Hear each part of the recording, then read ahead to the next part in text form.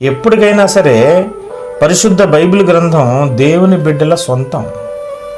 దేవుడు తన బిడ్డలకు పరిశుద్ధాత్మను అనుగ్రహించి వాటిలో ఉన్నటువంటి ప్రతి భావమును వారికి తెలియజేస్తాడు.